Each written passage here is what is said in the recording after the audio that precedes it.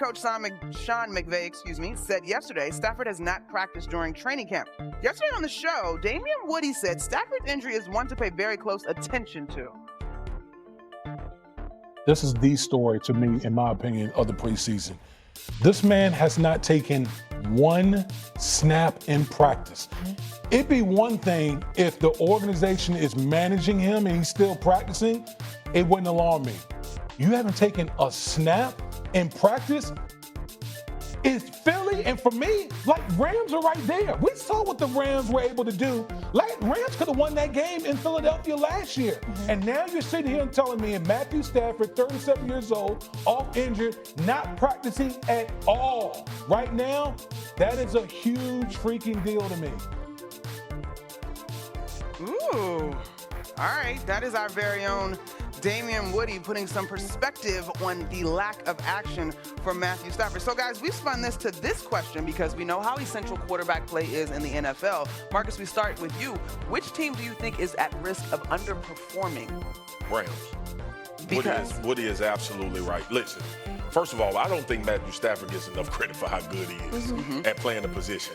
And remember, this team, the Los Angeles Rams, traded away a quarterback that they went to the Super Bowl with to assure that they would win one and get back. That is one of the biggest gambles in football history, to say, look, we're going to get rid of this guy who helped us get to a Super Bowl. Todd Gurley was a big part of that as well when they got there the first time. But Matthew Stafford is going to put us over the hump. And coming out of Detroit, the question was, is he a Super Bowl winning quarterback? Well, he answered all those questions. And the biggest issue is his back. And look, we know in the NFL, we always say it amongst players. I'm going to let y'all in on a little secret. Once the back or the neck goes, it's over, right? And for a quarterback of his age, with the way the game has sped up, and seeing how good they are when he's actually healthy and playing at a very high level, the Rams should be the biggest concern within their organization and the biggest concern for the football community. Because Matthew Stafford, they don't sniff having an opportunity to win a championship. With him, they do. Now, the Rams, they do have the second shortest odds to win the NFC West behind the 49ers, though. But I think this obviously will be a pivotal point to watch as far as Stafford goes. Who you got, Kmart? I agree. Good answer. I'm going to go with the Detroit Lions. Because the question is about failing to meet expectations. So it's not which team isn't going to be good. The Lions, we expect them to be a Super Bowl contender. However, they got Jared Goff, but both coordinators being gone. Big deal. Big deal. We can't praise Ben Johnson going to the Bears and saying, ooh, I'm excited to see Caleb Williams, because what Ben Johnson can do as a signal caller, as a play caller, as somebody who is just a young offensive mind and all of that, and not think about how the Detroit Lions have lost that. Covering Lions games, the man literally drew up a play called Stumble Bum where guys are falling down, Jared Goff is tumbling down, just all these trick plays that they can't do anymore, in theory. I think with this team, I've covered them when they went to San Francisco. They had a double-digit lead in the first half in the NFC Championship, and they lost. I covered them in Detroit, home field against Jaden Daniels. Come on, my Commanders. I knew this was coming. And they lost bad. Maybe I'm the reason. I don't know. But don't do that, friend. It's not you. It's not you. It's not. But honestly, the Lions are a team where you should be able to pencil them into the Super Bowl, except you can't because you really don't know. We got to see it, how they deal with the loss of Ben Johnson. Also, Aaron Glenn, who's now the head coach of the Jets. Yeah, I'm not going to hold you. If not for the fact that my Commanders were victorious last season, would have broken my heart for Lions fans, which is going 15-2 and coming up short. I say, who you got most at risk of underperforming this season? My answer to this question is the Commanders. Ooh, child. Monica, you okay? No, I'm not. I'm sorry. I'm sorry. I didn't see the Detroit Lions in the NFC Championship game last year. I saw Jaden Daniels and the Commanders in the NFC Championship game last year. I know they got romped by 30 by the Philadelphia Eagles because their rookie quarterback was really the only dude who showed up. But he showed up. Yes, he did. And so what happens now? You've got this star quarterback as a rookie who finished 7th in league MVP voting, who's coming into this season projected as a top 5 MVP candidate. And what's your problem? Your star wide receiver, McLaurin, you can't get him signed. Oh, my God. And you got this other cat, Noah Brown, who's injury prone.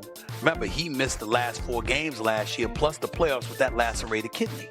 So with that going on, and you've got, this is your primary weapon, your star, who you've prioritized protecting, but you're compromising potentially his assets that are going to be available to him because you know you got bills to pay over the next 3 years, and you're trying to get McLaurin under the $30 million threshold, okay? You won an NFC Championship game last year, which means that the only team that was standing in front of you in the Super Bowl was the Philadelphia Eagles. All right, now you've got Matthew Stafford with the back. Yep. You got Jared Goff in Detroit worried about losing both coordinators. Okay, you got Chicago on to come up, but how much? You got Jordan Love, who's still a question mark, not his skill set, but his mindset in terms of showing up in big moments. We all know the Cowboys got a black cat, anything waiting to happen. We waiting for that. So it's a prime opportunity for the Washington Commanders to find themselves back in a pole position, or at least in a position where they're competing with the Philadelphia Eagles for supremacy within the NFC. But finances is getting in the way of prioritizing securing everything for your star pupil, which is your quarterback. I think the answer to this question is the Commanders. My heart. Now, I will say this, because your expectations for them to be NFC Championship or in Super Bowl. Commanders, I mean, I think they're knocking on the door. And I may be in the minority amongst that fan base. I'm not 100% sold that I expect success to be a ladder in that way. Like, I think last year was such an incredible year that this franchise is in a new position. We've gotten out of the doldrums of disgrace in many ways. But if it doesn't exactly match up, but there's still progress, I can stomach that. I feel you on that. No? Okay. All right. Maybe I'm just protecting my small heart. Jaden Daniels is talented enough to get you a Super Bowl. If you are running the Commanders, you are looking at this window saying, within this rookie contract, we got to win it all. Because he is that good. To Steven's point about, don't mess this up. Everybody was praising you. It's only year 2 of the rookie contract, though. We got no. Because of the uniquely talented QB you have. I love it. Before you have to spend. Before you got to pay Jaden real money. This is a great conversation. Because? But it's the Rams. Oh, you want to be right. It's a great conversation. Well, listen, here's what I would say to you. My mentality is that I just think because he's 37, because you signed him in the offseason after there was some trepidation, you want him to go out and look for other opportunities, whatever, before you ultimately brought him back. In the end, the belief truly is that at some point when it really, really counts, Matthew Stafford's going to be behind center. But they went now, if they're not, I get you. But we're not really sitting here believing, look, man, Matthew Stafford is so bad, he might miss the season. We're not thinking like that. Now, Jaden Daniels is an LSU guy. Yes, he is. Right? And I'm Go Tigers. I'm absolutely expecting him to elevate. But wouldn't we have said the same thing about C.J. Stroud after the first year in Houston? Offensive line listen to me. Listen to me now. I'm listening. Listen to me. This team went out. They invested the resources to put themselves in a position to be better. Yeah, but they got injured.